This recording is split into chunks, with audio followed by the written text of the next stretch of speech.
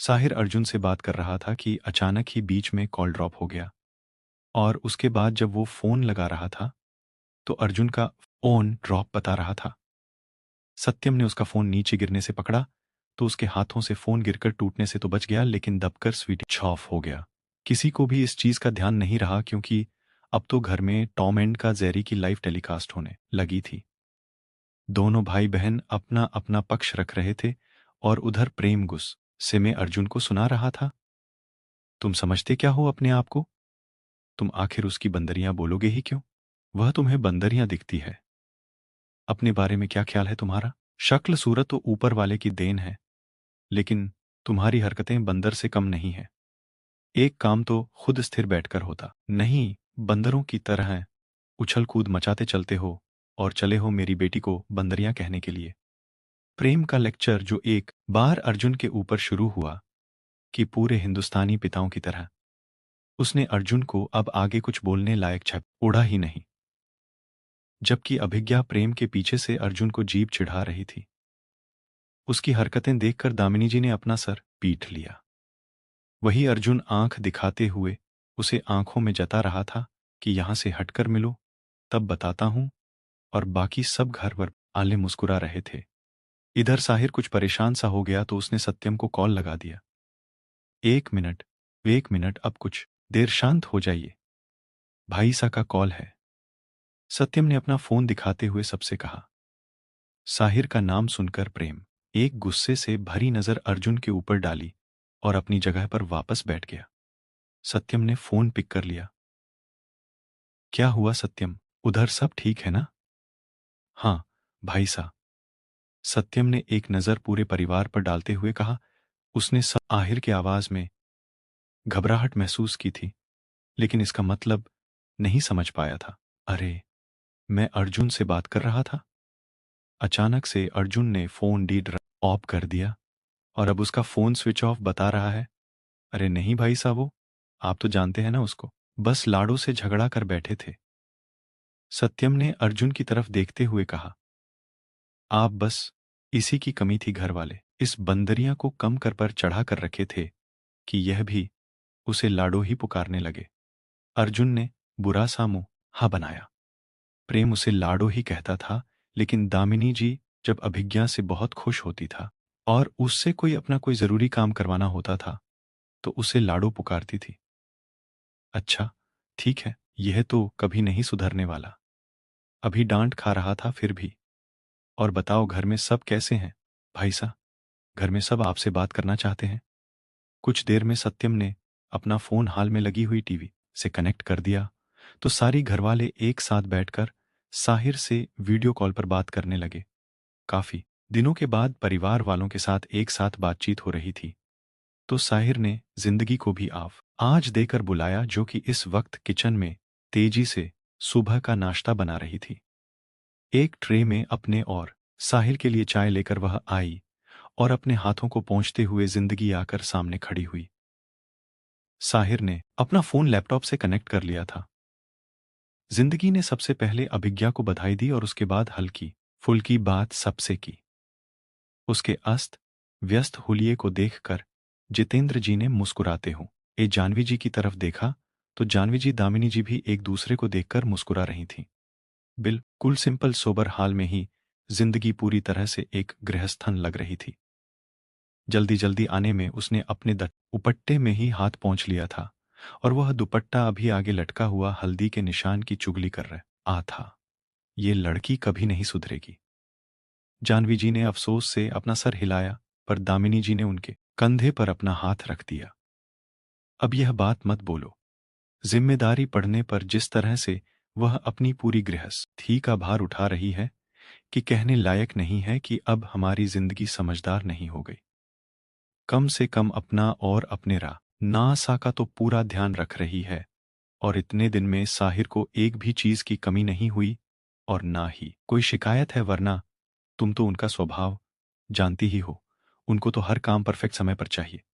अगर जिंदगी की तरफ से कोई गलती हुई होती तो अब तक सर पर घर उठा चुके रहते। मुझे तो डर लग रहा है कि यह क्या करेंगी। शादी के दिन तय हो रहे हैं और ये बच्चों की तरह भाई से लड़ रही हैं। ससुराल में जाएगी सास ननम, तभी इस तरह से कुछ कहें तो वहां से भी लड़ती हुई जाकर पापा से अपने चुगली लगाएंगी क्या? दामिनी जी ने अभिज्ञा की तरफ इशारा करते हुए कहा। यह भी उठा ही लेंगी और तब तक समझदारी भी हो जाएगी कुछ बात पर परहेजने की और कुछ कान और मुंह बंद करने का। माओं को सबसे बड़ी चिंता अपनी बेटियों की गृहस्थी बसाने की थी तो बाकी लोगों को अपने बिजनेस और अपने काम की चिंता थी। तब आगे का क्या सोचा है? साहिर ने पूछा। मेरा काम ऑन वे में जा रहा है, सत्यम ने बताया। थो डरा और फास्ट करो। साहिर ने कुछ मुस्कुरा कर कहा। समझ रहा हूं भाई साहब, मेरे कारण आपको वहां पर ज्यादा ही रहना पड़ रहा है, पर क्या करूं, कोर्ट के काम में देर हो ही जाती है। सत्यम अपने आप में कुछ शर्मिंदा होते हुए बोला। घर पर भी लोग, सब लोग साहिर और जिंदगी को हमेशा याद करते थे। सब चाहते थे कि यह लोग यही आ जाए, और यह दोनों घर से दूर प्रदेश सत्यम के हितों के कारण ही बैठे हुए थे। अगर ऐसा नहीं रहता तो कल साहिर अभिज्ञा के इतने बड़े मौके पर घर में मौजूद होता उस ई की संपत्ति को वापस लेने के लिए, वरना उन्हें वहां रुकने की क्या जरूरत थी? चलो, कोई बात नहीं। अपनी तरफ से कोई कोशिश छोड़ना मत, और जल्दीबाजी के चक्कर में काम को खराब करने की भी जरूरत नहीं है। काम भले ही समय ले, लेकिन परफेक्ट होना चाहिए। साहिर ने कहा। मैं खुद यही चाहता हूं भाई साहब। मैं नहीं चाहता कि इस बार हम प्रदीप सिंह सिसोदिया को संभालने का ही मौका दे, वह कुछ समझ ना पाए, और उसके पहले ही मैं उसके हाथों के नीचे से अपनी जमीन खींच लेना चाहता हूं। सत्यम बोला। सही बात है, पर साथ में कुछ सावधान भी रहना। प्रतीक सिंह सिसोदिया को अगर हल्का सा भी इस चीज का भनक लगा ना, तो वह तुम है ही टारगेट करेगा, और इस टारगेट के चक्कर में वो तुम्हारी कौन सी नस दबाना चाहेगा, ये हमने इसे कोई नहीं बता सकता। इसके लिए तुम्हें ही जागरूक होना पड़ेगा। साहिर का एक्सपीरियंस बोल रहा था, लेकिन सत्यम समझ नहीं पा रहा था। उसने उलझते हुए अमरिंदर जी की तरफ देखा। आंखों ही आंखों में साहिर क्या कहना चाह रहा था, ये तो कोई समझ नहीं पाया था। लेकिन अर्जुन समझ गया था कि उसे कुछ आहट मिली है। मैं समझ रहा हूं साहिर, तुम क्या कहना चाह रहे हो। इसीलिए तो जल्दी ही इस काम को अंजाम देने में हम लगे हैं। वैसे तुम उसे चीज की चिंता मत करो, उस चीज के लिए मैं हूं। मैं सत्यम को तब तक फ्रंट पर आने नहीं दूंगा जब तक कि जरूरी ना हो। अमरिंदर जी बोले। जी काको सा, यही सही रहेगा, साहिर ने कहा। इसके बाद जो बै आते मुड़ी तो अभिज्ञा की शादी को लेकर बातें होने लगी। बड़ी मासा को कॉल कर दिया था? साहिर ने प्रेम से पूछा। कल इन लोगों के आने से पहले बुआ सा को बताया था, और आज सुबह फिर बुआ सा का फोन आया था। वह बस आप लोगों के आने की राह देख रही हैं। जब आप लोग वापस प्रतापगढ़ आएंगे तभी वह आने को कह रही हैं, प्रेम ने बताया। अच्छा है, पर वैसे तो आने को लेकर उनकी इच्छाएं तो और भी बहुत ज्यादा है। प्रेम ने कुछ मीनिंगफुल अंदाज में अमरिंदर की तरफ देखा। अमरिंदर जी मुस्कुरा दी। हाँ, आज हमारी भी मासा से बात हुई थी, हमसे भी वही कह रही थी। अमरिंदर जी ने कहा। तो फिर क्या सोचा है? प्रेम ने पूछा। अरे सोचना क्या, मुझे भाई साहब बड़े हैं, आप सोचिए। हमने तो मासा से भी यही कह दिया कि यह बात आप भाई साहब से कहिए, बेट ई के लिए लड़का ढूंढ लिया तो अब बेटे के लिए अच्छी बहू ढूंढ ले। अमरिंदर जी आराम से बोले। इन दोनों की बातें सुनकर साहिर में राहत की सांस ली। वरना जब प्रेम ने उनकी इच्छाओं के बारे में कहा तो उसके दिमाग में सबसे पहली लाइन आई थी, अब क्या मासूम बच्ची की जान लेने का इरादा है। खुद को तो संभाल नहीं पाती और सब बच्चों से बच्चे की आस लगाकर बैठे हैं। लेकिन प्रेम और अमरिंदर की बातें सुनने के बाद वह समझ गया कि वह सत्यम और अर्जुन की शादी की बात कर रही थी। पर ऐसे कैसे हम लोग ढूंढ सकते हैं? उसके लिए तो अमला की सहमति अनिवार्य होगी ना। प्रेम के कुछ बोलने से पहले ही दामिनी जी ने प्रेम के ऊपर एक कड़ी निगाह डालकर बहुत ही विनम्रता के साथ अमरिंदर जी से कहा। प्रेम ने अपनी आंखें छोटी करके दामिनी जी की तरफ देखा, जो कि आंखों से ही जता रही थी कि ज्यादा उत्साहित होकर किसी भी काम को हाथ में लेने की जरूरत नहीं है। वैसे भी अमल के एवर को लेकर दामिनी जी का मन उसे हमेशा खट्टा ही रहता था। तब तक अमरिंदर जी का स्वर सुनाई पड़ा। नहीं भाभी सा, यह काम आप लोगों को ही करना है। सत्यम के लिए एक घरेलू पारिवारिक लड़की देखिए, जो ओ की घर को घर बनाना जानती हो, जरूरत पड़ने पर ऑफिस देख ले। अमला से क्या बात करनी है, कैसे करनी है, यह मैं और सत्यम देख लेंगे। लेकिन जब तक सत्यम की बातें फाइनल नहीं हो जाती, तब तक हम अमला से कुछ नहीं बताएंगे।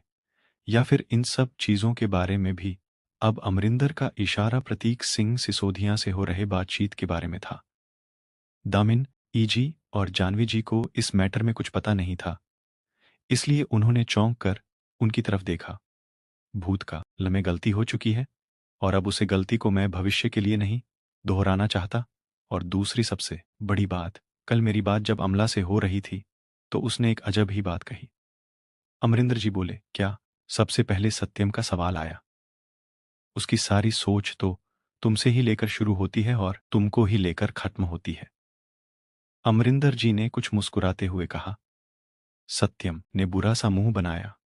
उसे समझ में नहीं आया कि पापा ने उसके साथ मजाक किया है या फिर उसका मजाक उड़ाया है। वह अपने लिए गुजराती बहू ढूंढ कर ला रही है क्या? सत्यम तो उछल पड़ा था।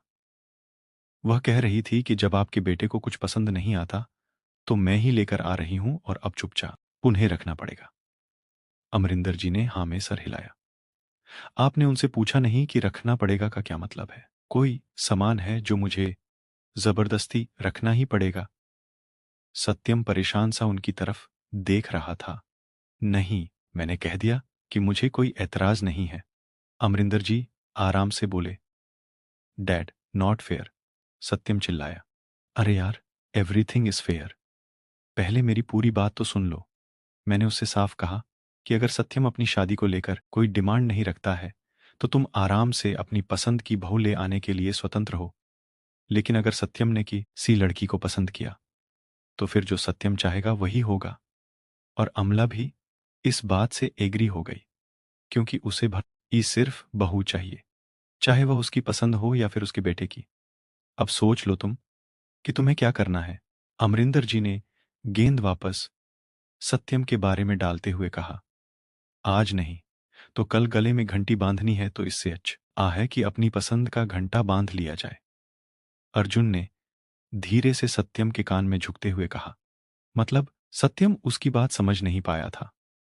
मतलब ये कि अगर परिवार के इमोशनल अत्याचार से बचना चाहते हैं, तो अपनी पसंद की कोई ले आए। अर्जुन ने कहा, पर उसके लिए कोई अपनी पसंद भी तो होनी चाहिए। सत्यम धीरे से बोला। आंखों के आगे जिंदगी का चेहरा लहराया था। इकलौती लड़की जो उसे अच्छी लगी थी, पर दिल और दिमाग अपनी सोचों में कुछ और आगे बढ़ता कि तब तक वह एक एहतराम रिश्ते में उसके सामने खड़ी थी। नजरें झुक गई थी, और अपनी सोचों को भी अब उधर मुड़ने पर वह अपने दिल और दिमाग दोनों को मलामत भेजता था। दिल की ना सुनो कभी, यह पागल कर देगा। आज जो फकीर बने बैठे हैं, कल कहीं के नवाब हुआ करते थे। अभी दिल इतना बेकाबू नहीं हुआ था कि उसका कंट्रोल दिमाग के हाथों से छूट जाता। हाँ, यह बात भी सही है। पसंद करने और पसंद होने के लिए उसे लायक होना भी तो होता है। अर्जुन ने सोचने का अभिनय करते हुए कहा। लगता है कि काकोसा के छप्पल से दिमाग रास्ते पर नहीं आया है। मेरा जूता चलेगा? सत्यम ने अपनी आंखें टेढ़ी करते हुए पूछा। नहीं नहीं भाई, वह बात मेरा मतलब नहीं था। अर्जुन डरने की अभिनय करते हुए बोला। क्या बात हो रही है उधर? साहिर, जो कि प्रेम जी की बातों का जवाब दे रहा था, उसने इन दोनों को आपस में धीरे धीरे बातें करते हुए देखकर पूछा। कुछ नहीं भाई, इनको जरा जल्दी लगी हुई है अपनी शादी की। मैं सोच रहा था कि पहले इन्हीं का बैंड बाजवा देते हैं, उसके बाद अपने लिए सोचेंगे। सत्यम ने अर्जुन की तरफ इशारा करते हुए कहा। अरे नहीं, पहले आपकी होगी। उनने तेजी से अपना पक्ष बचाया। अपनी तो बैंड पहले से ही बंद हुई पड़ी है। कुछ समझ नहीं आ रहा है कि आगे क्या करूं। हाँ, तो इसीलिए तो तुम्हें जल्दी लगी हुई है कि पहले उनकी होगी तो तुम हारी, तुम्हारा भी नंबर क्लियर हो जाएगा। अभिज्ञा ने पीछे से कहा। फिर उसे भी तो अपना हिसाब बराबर करना था। तुम तो मुंह बंद करके रखो, जब तुम चली जाओगी तब मैं अपनी शादी करके लाऊंगा। अर्जुन ने तुरंत जवाब दिया। बस करो तुम लोग, दामिनी जी ने कुछ डांटते हुए कहा। उनका इशारा फ़ोन की तरफ था, जबकि साहिर कुछ सोच रहा था। जिंदगी की तरफ से बड़ी मासा का ध्यान हटाने का बस एक ही उपाय बचता है, उन्हें इन लोगों की शादी में उलझा दिया जाए। अपने मन में एक सुपर आइडियाज वचकर राणा सा अब सत्यम की तरफ मुड़े। सच में सत्यम, तुम्हारी पसंद में कोई नहीं है? साहिर ने एक बार फिर से कुछ कंफर्म करने के लिए पूछा। सच कह रहा हूं भाई, मेरे दिल क्या, दिमाग में भी कुछ नहीं है। तब फिर ठीक है, एक लड़की मेरी नजर में हाँ है। साहिर ने अर्जुन की तरफ देखते हुए कहा। अब तो अर्जुन के तोते उड़ने लगे थे। न जाने क्यों इसकी स्ट्रांग फीलिंग यही कह रही थी कि आहिर अर्पिता को लेकर सत्यम के लिए सोच रहा है। कुछ कर अर्जुन, वरना यह सत्यम भाई जैसे तेरे भाई को लेकर उड़ गए, अब तेरी गर्लफ्रेंड को भी लेकर उड़ जाएंगे। पर करूं क्या? सच कह रहा हूं भाई, मेरे दिल क्या, दिमाग में भी कुछ नहीं है। तब फिर ठीक है, एक लड़की मेरी नजर में है। साहिर ने अर्जुन की तरफ देखते हुए कहा। अब तो अर्जुन के तोते उड़ने लगे थे। न जाने क्यों इसकी स्ट्रांग फीलिंग यही कह रही थी कि आहिर अर्पिता को लेकर सत्यम के लिए सोच रहा है। कुछ कर अर्जुन, वरना यह सत्यम भाई जैसे तेरे भाई को लेकर उड़ गए, अब तेरी गर्लफ्रेंड को भी लेकर उड़ जाएंगे। पर करूं क्या? अर्जुन बेचारा सच में पड़ गया, क्योंकि यहां पर सभी मौजूद थे और इस तरह से साहिर को कुछ बोलने से रोक भी नहीं सकता था। ठीक है, तो मैं देखता हूं। एक लड़की है मेरी नजर में, मिली बैकग्राउंड भी बहुत अच्छा है और लड़की भी बहुत अच्छी है। अर्जुन ने तो एक रखा है। किसी के कुछ कहने से पहले ही साहिर ने कहा। मैंने किस देख रखा है? अगर तू अर्पित की बात कर रहा है तो अर्पिता का फैमिली बैकग्राउंड तो तू जानता ही है। अर्जुन जो वो अभी अपने अंदर हिसाब किताब लग रहा था कि क्या बोलकर इन लोगों को रोके, अपना नाम सुनकर गड़बड़ा गया। साहिर ने कुछ गुस्से कुछ नाराजगी के साथ उसकी तरफ देखा। अब तो और अर्जुन के चेहरे पर पसीना आने लगा था। मैं और पिता की बात नहीं कर रहा। अर्पिता तेरी असिस्टेंट है और उसके फैमिली बैकग्राउंड से हमें क्या मतलब? मैं यहां शादी की बात कर रहा हूं, तू ऑफिस की बात चला रहा है। हमें उसके साथ ऑफिस में काम करना है ना कि उसे घर लेकर आना है। साहिर ने तुरंत अर्जुन का दिमाग रास्ते पर किया, लेकिन साहिर का ये बात सुनकर जहां अर्जुन और बेचैन हो गया था, जिंदगी ने अपनी आंखें छोटी की। ठीक इसी समय दोनों भाई बहनों की नजरें वीडियो कॉल में एक दूसरे की तरफ मिली थी। मुश्किल सच में बड़ी थी। दूसरे तो दूर रहे, साहिर ही पहले इस शादी के लिए तैयार नहीं होता। यह चीज इन्हें अब जाकर समझ में आई थी। इन सब मामलों में जहां तक अभी इन लोगों ने अनुमान लगाया था, वह पूरी तरह से ट्रेडिशनल सोच रखता था। क्या करें क्या ना करें, इन सब चीजों को लेकर इन दोनों भाई बहनों के बीच में अभी आंखों से ही बात हो रही थी कि साहिर ने प्रेम जी से पूछा, धामपुर शादी करने में कोई ऑब्जेक्शन नहीं है ना? नहीं, धामपुर शादी करने में क्या ऑब्जेक्शन है? पर धामपुर में किसके बारे में बात कर रहे हो? प्रेम में पूछा। धामपुर के राणा महेंद्र प्रताप सिंह की बेटी है पूर्वी, अभी हमारी शादी में प्रतापगढ़ आई थी। अच्छी और समझदार लड़की है, आप लोगों को याद भी होगा। साहिर की बात सुनकर प्रेम सोच में पड़ गया। महेंद्र प्रताप सिंह तो आए थे और उनकी बेटी का याद नहीं आ रहा। प्रेम बोला, वह जिंदगी की सहेली है। जिंदगी के साथ ही उसने अपनी एजुकेशन भी कंप्लीट की है। मैं खुद उसे लेकर आया था। एक राहत की सांस लेते हुए अर्जुन ने कहा, जिस पर प्रेम जी ने कुछ हैरानी और कुछ टेढ़ी नजर से उसकी तरफ देखा। मेरा कहने का मतलब है कि भाभी सा तुरंत ही अर्जुन ने करेक्ट किया। बड़े ठाकुर साहब हमारी शादी में नहीं आ सके थे, उन्होंने मुझे बुलाया भी था। अभी कल पूर्वी से मुलाकात हुई थी और फिर खुद महेंद्र प्रताप सिंह हाँ भी एक दिन ऑफिस में आकर कह गए कि बाबा सा से आकर मिल लीजिएगा, उनकी तबीयत ठीक नहीं रह रही। कई बार महेंद्र प्रताप सिंह खुद मुझे पूर्वी की शादी के मैटर में बोल गए हैं, तो सोच रहा हूं कि जाकर मिल लूं और देखता हूं तो वहीं पर पूर्वी के लिए बात करता हूं। साहिर ने आगे से कहा। तब तो ठीक है, देख लो। प्रेम ने अपनी तरफ से स्वीकृति दे दी थी, पर अब नजर अमरिंदर जी की तरफ लगी थी। हाँ, तुम देख लो, मुझे कोई ऑब्जेक्शन नहीं है, मुझे एक अच्छी लड़की चाहिए बस, अमरिंदर जी बोले। अब अभिज्ञा के ससुराल वालों के बारे में बात होने लगी।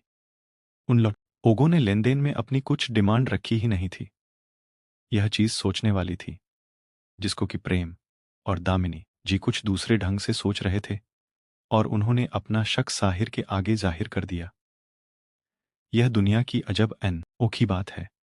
अगर लड़के वाले दहेज की डिमांड करते हैं तब भी लालची है, और अगर कुछ ना की डिमांड करें तभी सोचना पड़ जाता है कि आखिर लड़के में और परिवार में ऐसी क्या कमी है जो उन्होंने बिल्कुल मुंह नहीं खोला है। राणा परिवार भी इससे अछूता नहीं रहा था और अब सबको इस बारे में सोचना था। आप परेशान मत हो काकोसा, मैं इस बारे में पता लगवाता हूँ। मेरी जानकारी में एक ऐसा आदमी है जो कि उनके रिश्तेदार में है। अगर लड़क ई पसंद है, इसलिए दहेज की डिमांड नहीं रखी है, तो हम उन्हें इतना दे देंगे एक ही उन्हें कुछ कहने की ज़रूरत भी नहीं पड़ेगी। और अगर दूसरी प्रॉब्लम, तो अभी भी समय है, हम पीछे हट सकते हैं। कुछ और फॉर्मल बातों के बाद द फोन ड्रॉप हो गया। फोन ड्रॉप करने के बाद साहिर ने जिंदगी की तरफ देखा, जो चुपचाप वहीं पर खड़ी थी। नाश्ता तैयार हो गया है? उसको वहीं खड़े देखकर साहिर ने पूछा। हाँ, ठीक है, निकालो, मैं यह सब कुछ समेट कर आ रहा हूं, साहिर ने कहा। जिंदगी ने आगे बढ़ने के लिए कदम बढ़ाए लेकिन फिर रुक गई। क्या हुआ? कुछ कहना है? अपने सामान को समेटते हुए साहिर के हाथ रुक गए थे। वह आप पूर्वी के घर जाने वाले हैं? जिंदगी ने पूछा। हम पूर्वी के घर जाने वाले हैं, तुम और मैं। कल तक तुम्हारे सामने ही तो बात हुई थी, इतनी जल्दी भूल गई? नहीं, जिंदगी ने कुछ दुविधा से कहा। उनके बड़े बाबा सा हम दोनों से मिलना चाहते हैं। काफी बुजुर्ग इंसान है, उनकी जिंदगी में कोई भरोसा नहीं, तबीयत भी उनकी काफी खराब रहती है। पापा सा के साथ उनकी बड़ी अच्छी बनती थी और पापा सा भी इन्हें बहुत इज्जत देते थे, इसलिए सोच रहा हूं कि जाकर मिल लें। क्यों, तुम्हें कोई प्रॉब्लम है क्या? साहिर ने जिंदगी की तरफ देखते हुए पूछा, पर जिंदगी की दुविधा उसे समझ में नहीं आ रही थी। उसे तो लगा था कि अपनी सहेली के घर जाने के नाम से जिंदगी खुश हो जाएगी, पर यहां पर तो स्थिति कुछ अलग सी लग रही थी। क्यों? कुछ ऐसा है जो कि मैं नहीं जानता और तुम मुझे बताने में सोच रही हो। कोई प्रॉब्लम है तो खुलकर बता दो। जिंदगी में तेजी से इनकार में सर हिला दिया। नहीं, मुझे क्या प्रॉब्लम होगी? तो फिर पूर्वी को अपनी देवरानी बनाने में प्रॉब्लम है, साहिर उसकी उलझन समझते हुए बोला। वैसे भी राणा सा को घुमा फिरा कर जिंदगी से उसके अंदर की बात को निकलवाना अच्छे से आता था, पर यहां पर तो बात दूसरी ही थी। नहीं, मुझे तो बहुत अच्छा लगेगा कि मेरी सबसे अच्छी सहेली मेरी देवरानी बनाकर चली आएगी। तो फिर क्या बात है?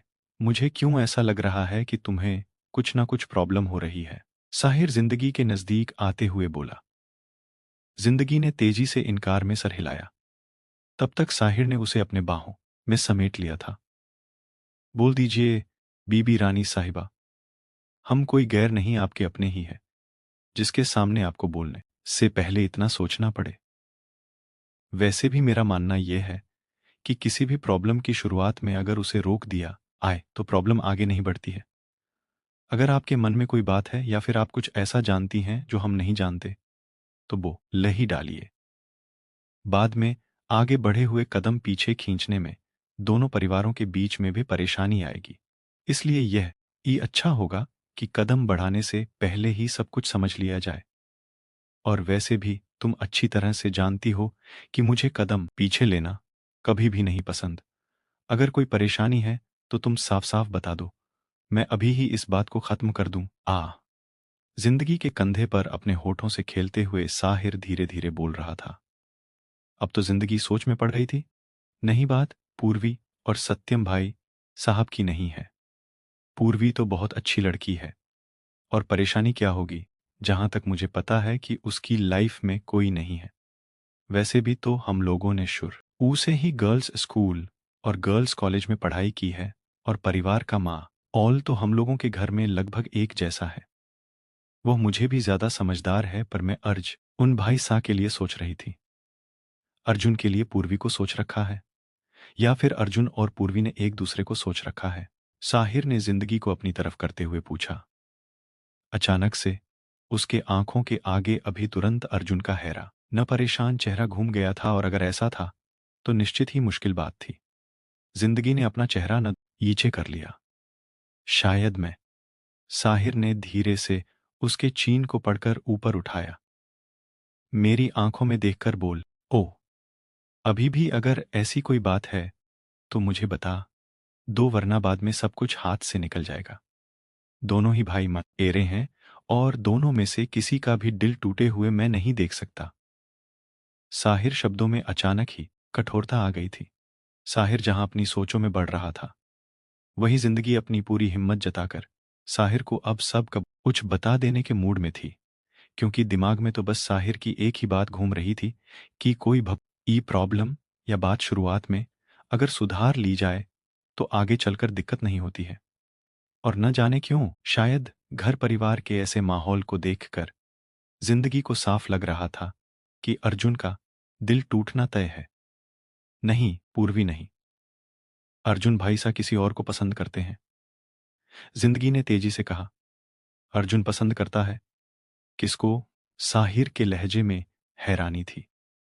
तुम यह खुद से सोच रही हो या फिर तुमने अनुमान लगाया है? साहिर ने जानना चाहा, क्योंकि उसके दिमाग में अर्जुन की आवारा इश्क मिजाजी तबीयत घूम रही थी।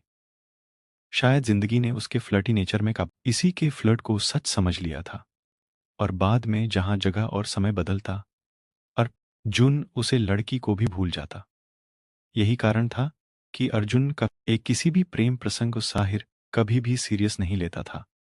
लेकिन इस बार बात सच में कुछ और थी। भेड़िया आया, और इस बार सच में भेड़िया आ गया था। वह अर्पिता, जो कि अर्जुन भाईसा की असिस्टेंट है। अर्जुन भाईसा उन्हें पसंद करते हैं, और ये बातें मैंने सिर्फ नहीं महसूस की है, भाईसा ने भी किया है, और वह उनको लेकर सीरियस भी है। जिंदगी ने कुछ रुकते हुए कहा। नजर साहिर के चेहरे पर जमी हुई थी, जहां की वह कुछ गंभीर सोचों में डूबा हो था। लड़की बहुत अच्छी है, मैं कई बार उससे मिल चुकी हूं। आप एक बार भाईसा की नजर से तो देखकर सोचिए ना, सी जिंदगी ने जैसे मिन्नत करते हुए कहा। साहिर ने एक नजर जिंदगी के चेहरे पर डाली और गहरी सांस छोड़ी। इस मैटर पर बाद में सोचते हैं और बाद में बात करते हैं, क्योंकि पहले शादी तो सत्यम की ही होगी। तब तक तुम्हारे अर्जुन भाईसा का दिमाग भी दुरुस्त हो जाएगा, और अगर नहीं है कि हुआ तो उनका दिमाग कैसे रास्ते पर लाना है, यह मुझे पता है। साहिर ने कहा। क्या मतलब आपका? जिंदगी को तो सीधे लगा कि साहिर इस रिश्ते के खिलाफ है, लेकिन वह अपने भाई का दिल और बनने वाला घर इतनी आसानी से तो टूटने नहीं दे सकती थी। मतलब यह कि तुम्हारे भाई साहब का दिल हर 10 दिन पर किसी न किसी पर आते ही रहता है। जब यह दिल कहीं ठहराव ले ले तब बात करना, और अगर तुम्हारा यही ठहरने का इरादा हो तो वह भी मुझे मंजूर है। साहिर ने जिंदगी का एक हाथ पकड़कर अपनी ओर खींचा, और उसके कुछ बोलने से पहले ही उसके होठों पर अपन होंठ रख दी। जिंदगी के शब्द अंदर ही रह गए, जो कि साहिर को याद दिलाने वाली थी कि यहीं पर ठहराव न है, ई है, अभी हमें ऑफिस भी जाना है। पर राणा सा सुबह तो पूजा की बात सुनकर रुक गए थे, पर अभी रुकने वाले नहीं थे। पर सच्चाई तो यह थी कि इस नाजुक चिड़िया जैसे दिल वाली लड़की का दिल और दिमाग कैसे दूसरी तरफ मोड़ना है, यह राणा सा को अच्छे से आता था। अर्जुन के रिश्ते का तो जो होना था सो होता ही, पर राणा सा अपने रिश्ते को संभालना बहुत अच्छे से जानते थे। अभी जिंदगी को अगर छोड़ दिया जाता तो वह अपनी ही सोचों में उलझी हुई ना जाने कहां तक आगे निकल आई, और दूसरे को इस उलझन में छोड़ देती। इधर रुकने वाले तो प्रदीप सिंह, हाँ, सिसोदिया भी नहीं थे। इन लोगों की रात जितनी सुकून और शांति से बीत ई थी कि बेटी का रिश्ता तय हो गया है, एक मुश्किल मरहला तय हो गया है, उतनी ही ज्यादा बेचैनी छोटे सिसोदिया को ही थी, क्योंकि उन्हें तो यह मुश्किल ही दिखाई पड़ रही थी। सुबह होते ही उन्होंने अपने बड़े भाई साहब प्रतीक सिंह सिसोदिया को फोन लगा दिया।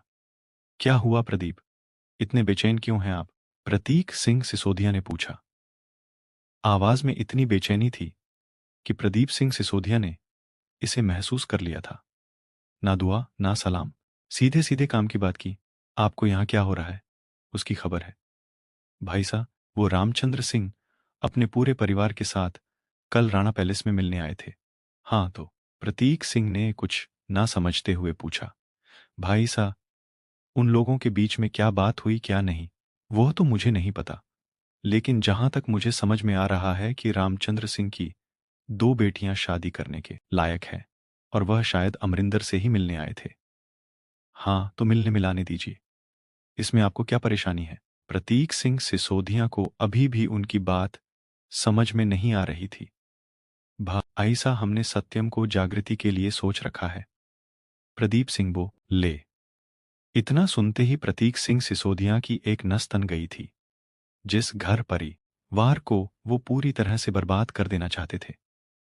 बेटी तो बेटी, पिता भी उसी घर से रिश्ता जोड़ना चाह रहे थे। और आपके सोचने से क्या होने वाला है प्रदीप, यह भी हमें बता दीजिए, प्रतीक सिंह सिसोदिया ने कहा। एक पल के लिए प्रदीप सिंह सिसोदिया चुप हो गए, क्योंकि प्रतीक सिंह की बात जायज थी। प्रदीप सिंह के हाथों में कुछ नहीं था, ना ही यह रिश्ता, नहीं उनकी खुद की बेटी, लेकिन एक पिता का दिल अपनी बेटी के लिए सुरक्षित भविष्य चाहता था। इसलिए उन्होंने अंतिम कोशिश की। भाई साहब, जागृति अपना भला बुरा नहीं समझ सकती, पर हम तो जानते हैं कि एक शादीशुदा इंसान के जीवन में उनकी हैसियत कुछ नहीं है। साहिर अपनी जिंदगी में आगे बढ़ गए हैं, तो अब जागृति को भी आगे बढ़ना होगा। यह बात अलग है कि हमारी साहिर सिंह राणा से दुश्मनी है, लेकिन इसमें कोई शक नहीं कि साहिर सिंह राणा एक अच्छा लड़का है। चाहे वो बिजनेस फील्ड हो या फिर घर हो या फिर उसका पर्सनल मैटर, एक नशा नहीं और कहीं आना जाना नहीं, ना ही कभी कोई चीज की शिकायत सुनी गई। आप हमें साहिर की तारीफ क्यों सुना रहे हैं? मैं साहिर की तारीफ नहीं सुना रहा भाई साहब। सत्यम भी अपने भाई की तरह ही है। लड़का बहुत अच्छा है। मैंने अपने स्तर पर अच्छे से पता लगाया है। ऋति को यह सब चीज समझ में नहीं आ रही।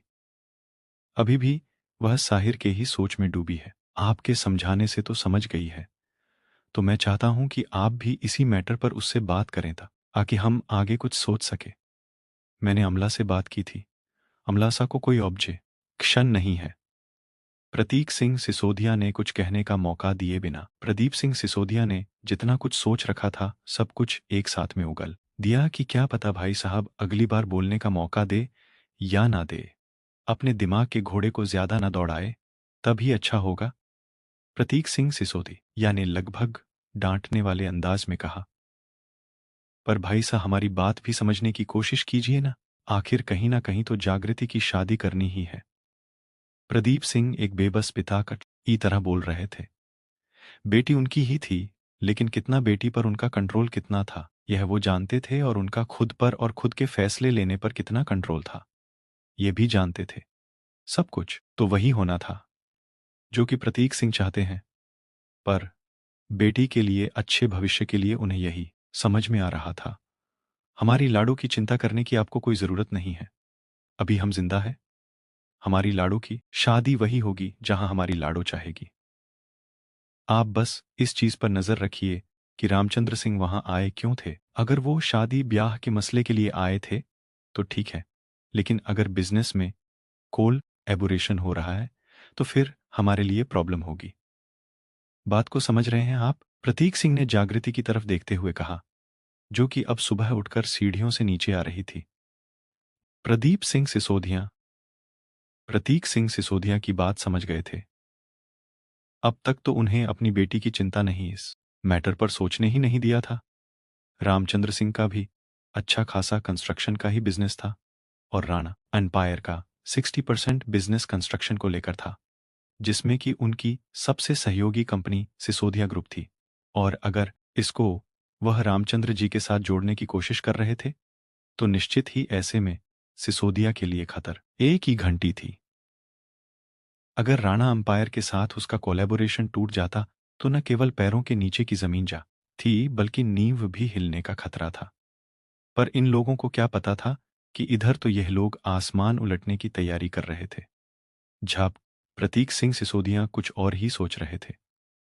कहाँ हम इस पूरे राणा परिवार को खत्म करना चाहते हैं, तो ये बड़ आप बेटी दोनों को ही राणा परिवार से ही रिश्ता जोड़ना है।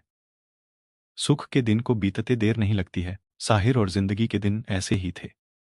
घर परिवार से दूर दोनों यहां पर काम की जिम्मेवारी लेकर आए थे। लेकिन इन प्रेम पंछियों को जैसे कि अकेलापन मिला था, और सही यने में इन लोगों ने इस समय को अपने रिश्ते को आगे बढ़ाने में अच्छे से उपयोग किया था। और रात कैसे पंख लगाकर उड़ते जा रहे थे, किसी को समझ नहीं आ रहा था। धीरे धीरे यहां आए हुए उन्हें 1 महीना हो गया था। जानती हो जिंदगी जिंदगी में पहली बार मुझे मेरा काम इतना अच्छा लग रहा है। समझ में नहीं आ रहा है कि ऑफिस में काम काम हो गया है या फिर मेरे काम करने की स्पीड ज्यादा हो गई है। ऑफिस के लिए तैयार होते हुए साहिर ने जिंदगी से कहा। जिंदगी जो कि अब अपना बैग बैग कर रही थी, वह रुककर उसकी तरफ देखने लगी। क्या हुआ? ऐसे क्यों देख रही हो? मेरी बात पर विश्वास नहीं हो रहा है क्या? जिंदगी ने इनकार में सर हिलाया। क्यों? शर्त के बटन बंद करता हुआ साहिर उसके पीछे आकर खड़ा हुआ। यह बात कोई और कहता तो सोचने वाली बात भी थी, लेकिन आपकी जिंदगी में आप और आपके काम के अलावा होता क्या है? जिंदगी वहां से निकाल कर जाने को हुई तो साहिर ने उसका हाथ पकड़कर रोक लिया और अपनी टाई उसके हाथों में थमा दी। आधे काम तो मेरे हिस्से डाल देते हैं और कहते हैं कि काम की स्पीड बढ़ गई है। आपको क्या करोगी? बीवी हो मेरी। अब टाई बांधना कौन सा बड़ा काम है? साहिर ने अपने दोनों हाथ जिंदगी के कमर के आसपास लपेटते हुए उसे अपने नजदीक किया। दिन प्रतिदिन आपके नखरे बढ़ते जा रहे हैं। जिसकी बीवी इतनी खूबसूरत हो तो थोड़ा इतराना बनता ही है। अब चाहे तुम इसे नखरे कह लो या फिर जरूरत।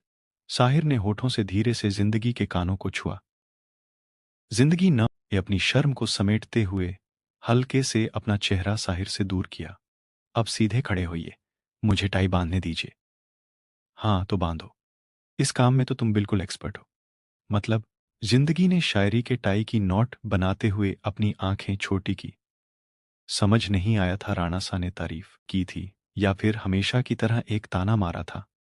पर बीबी स्मार्ट हो गई थी। तुरंत आंखें छोटी करके यूं देखती थी जैसे कटघरे में खड़ा कर रही हो, और साहेब बहादुर को तुरंत सफाई पेश करनी पड़ जाती थी। ज्यादा दिमाग मत चलाओ, जो कि तुम्हारे पास मौजूद नहीं है तो आपके पास एक्स्ट्रा है ना। अपनी बात क्लियर कर दीजिए। मैंने तो सीधी सी बात कही है। अब तुम्हें समझ में नहीं आ रही तो इसमें मेरी क्या गलती? बाहों का घेरा और तंग हुआ। सीधे खड़े होइए ना, फिर कहेंगे कि ऐसे नहीं बांधी। तुम तो मुझे बांध चुकी हो, टाई कौन सी बड़ी चीज है? साहिर मुस्कुरा दिया। जिंदगी उसकी टाई की नोट बनाने लगी। पहले मुझे यह लगता था कि केवल मम्मी आपको इतना नखरेला बना रखी है, लेकिन अब लगता है कि आप ऐसे ही हैं। बिल्कुल, मैं ऐसा ही हूं। बस लोगों को समझ में देर से आता है, पर देर से आता है लेकिन दुरुस्त आता है। साहिर ने जैसे तारीफ वसूली। बड़ी खुश फहमी है। गलत फहमी पालने से अच्छा है कि बंदा खुश फहमी पाल ले। कम से कम खुश रहने का बहाना तो मिलता है। जिंदगी के हाथों से नोट बनवाने के बाद फिर उसे खुद से सही करते हुए साहिर ने कहा, खुश रहने का नहीं, बस नखरे दिखाने का बहाना मिलता है। उसके इस अंदाज पर जिंदगी तो चिढ़ गई थी।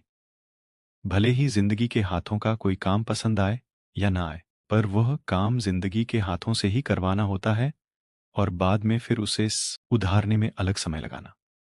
यह नखरे नहीं है, बल्कि कुछ आदतें हैं जो कि समय के साथ ही जाएगी। पर अगर तुम्हें यह लगता है कि नखरे हैं, तो सच कहूं कि तुम्हारे आन एक के बाद मैं और ज्यादा हो गया हूं। छोटी मासा को तो तुम बेवजह का ब्लेम डालती हो, उनके साथ इतना नहीं था। साहिर अपना फोन उठाते हुए बोला, पहले मैं काम करता था, करता ही जाता था। काम मेरे लिए मेरी जिंदगी का एक अहम हिस्सा बन गया था, जो मुझे हर हाल में करना है, मन हो या ना हो। पर तुम्हारे आने के बाद ऐसा लगता है जैसे मैं हर एक पल को एंजॉय करता है। आज शाम को पूर्वी के घर चलना है, इसलिए ऑफिस से कुछ जल्दी ही निकलना होगा। साहिर के हाथ में टैबलेट नोट देखकर जिंदगी ने कहा। उस पर चलती हुई साहिर की उंगलियां रुक गई थी। आज 7 बजे उसकी एक मीटिंग थी। थैंक यू याद दिलाने के लिए, वरना आज फिर प्रोग्राम कैंसिल हो जाता। साहिर ने अपने नोट को देखते हुए कहा, जिस पर उसने अब कैंसिल का मार्क कर दिया था। वैसे आज तुम्हारी 2 मीटिंग है और दोनों मीटिंग दूसर ए होटल में है। साहिर ने जिंदगी की तरफ देखते हुए कहा। 2-2 मीटिंग? जिंदगी ने बुरा सा मुंह बनाया। यह मीटिंग उसे बड़े बोरिंग लगते थे। ऑफिस का काम वह आराम से कर लेती थी, लेकिन अभी भी मीटिंग के दौरान लोगों को फेस करने में उसे प्रॉब्लम होती थी। पर यह उनके बिजनेस का सबसे अहम हिस्सा था, जिससे किसी हाल में बच आ नहीं जा सकता था। और उसमें 2 मीटिंग का मतलब था आज पूरा दिन उधर ही निकल जाना। आई एम सॉरी, मैं तुम्हारी कोई मदद नहीं कर सकता, क्योंकि एक मीटिंग तो सिक्योरिटी एजेंसी को लेकर है और दूसरी इंटीरियर डिजाइनिंग को लेकर, और ये दो नो डिपार्टमेंट तुम्हारा है। साहिल ने जिंदगी की छोटी सी नाक पकड़ते हुए खींचकर कहा।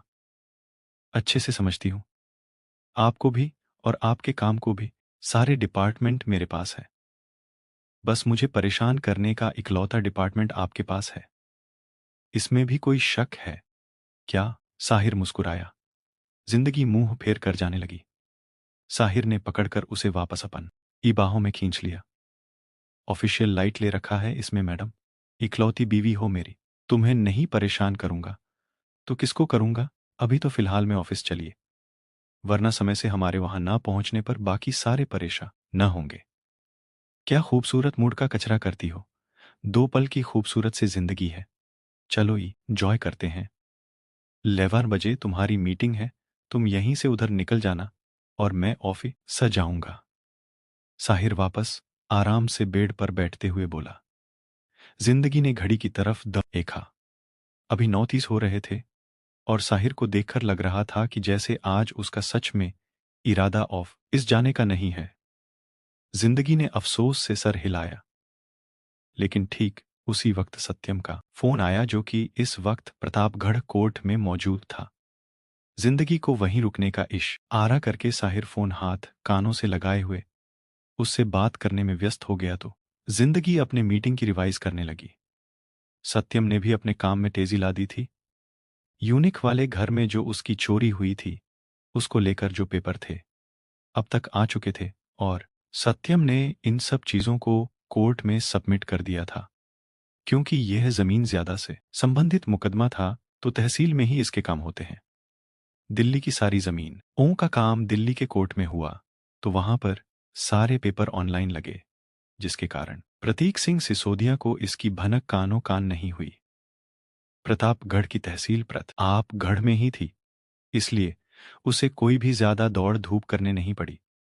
पर यहां पर प्रदीप सिंह सिसोदिया को कुछ शक हो गया था कि आखिर क्यों सत्यम तहसील के चक्कर लगा रहा है। आज भी प्रदीप सिंह सिसोदिया को अपने आसपास देखकर सत्यम ने साहब को कॉल लगा दिया था और जानबूझकर ऐसी बातें करने लगा जिससे प्रदीप सिंह को भी इसका अनुमान लगाना मुश्किल हो गया था। इसके बारे में जब यहां उन्होंने अपने आदमियों से इस बारे में पता लगाना चाहा, तो भी बस यही पता चला कि सत्यम इंडिया में कोई जमीन ले रहा है। प्रेम साथ में रहते थे, तो फिर शक की कोई बात नहीं हो रही थी। लेकिन फिर भी जाने क्यों उनका दिल इस संदेह में खेल रहा था कि अपने बड़े भाई साहब को इस चीज की खबर दी जाए। पर मजबूरी थी, बिना किसी ठोस सबूत के भाई साहब अपने भाई की बात पर भी विश्वास नहीं करते, इसलिए इसकी जांच पड़ताल वह अपने तरीके से करवाना चाह रहे थे। लेकिन तभी जयंत के दिमाग में एक शातिर प्लान आया। आज सिक्योरिटी एजेंसी की मीटिंग थी, जिसको लेकर जिंदगी बहुत परेशान थी। कल रात से लेकर आज तक न जाने कितनी बार जिंदगी ने इस फाइल को पढ़ा था और एक एक शब्द याद करने की कोशिश की थी। साहिर जिंदगी के सारे कार्यक्रम देख रहा था। बस भी करो जिंदगी, इस तरह से क्या रट्टा मारकर वहां जाओगी? यह बहुत इंपॉर्टेंट है राणा सा।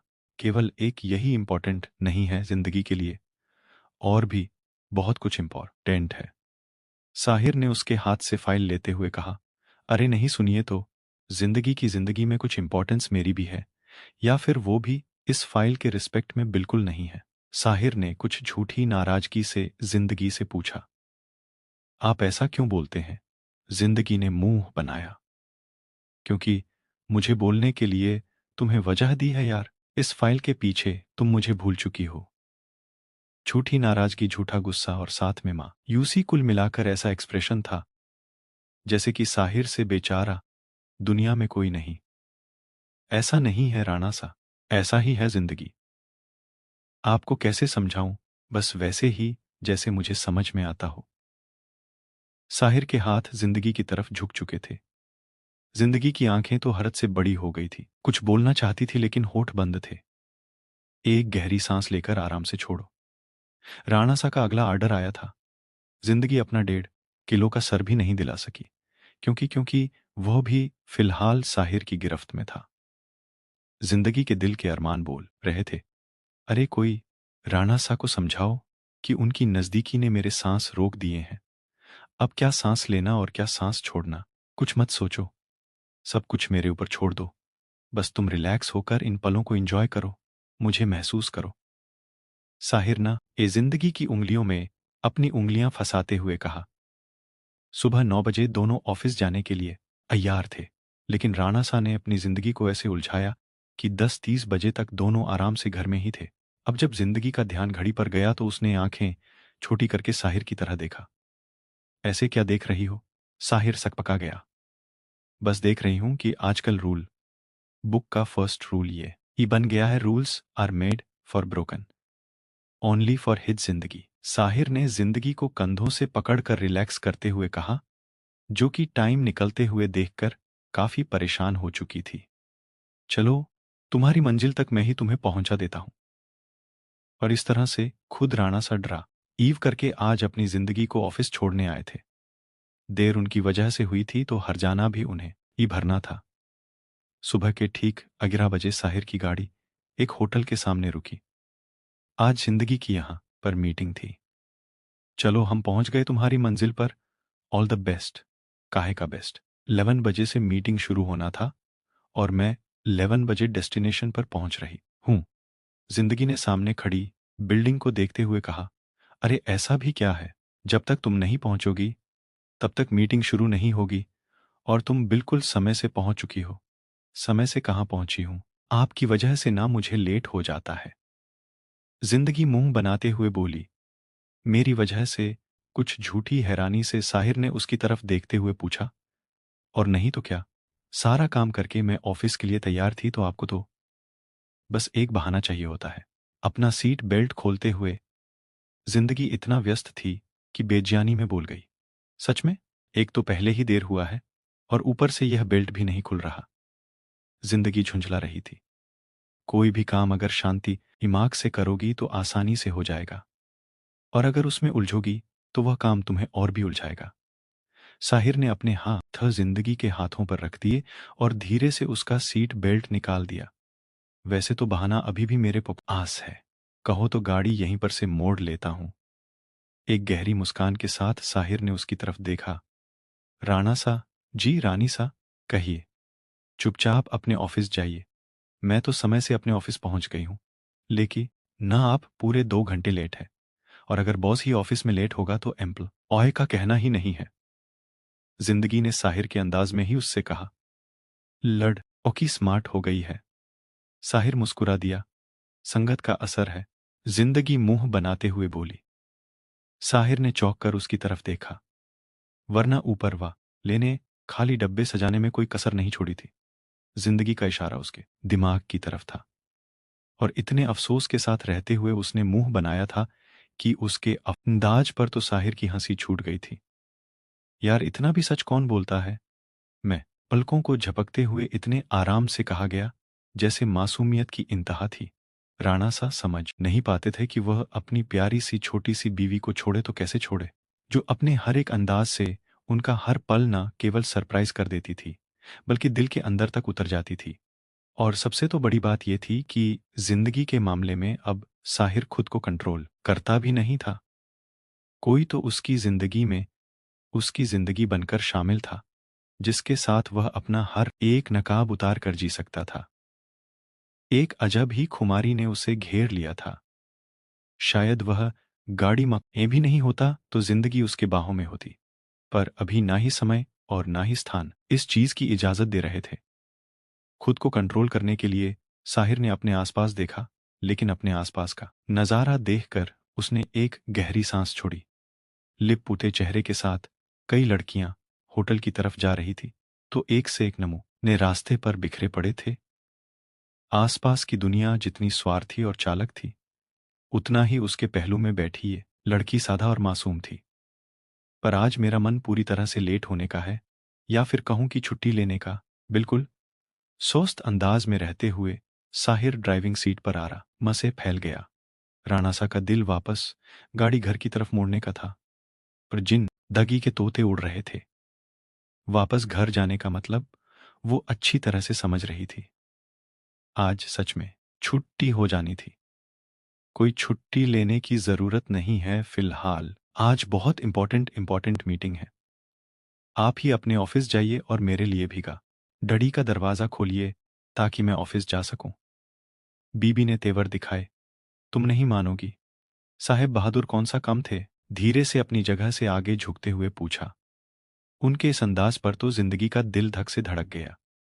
दिल मचलते हुए अरमान कह रहे थे कि वापस घर चले जाए, लेकिन सब्जी में अगर नमक ना हो तो सब्जी में स्वाद नहीं। जिंदगी के अंदर अगर कुछ नखरा ना हो तो फिर जिंदगी कैसी? जिंदगी ने इनकार में सर हिलाया।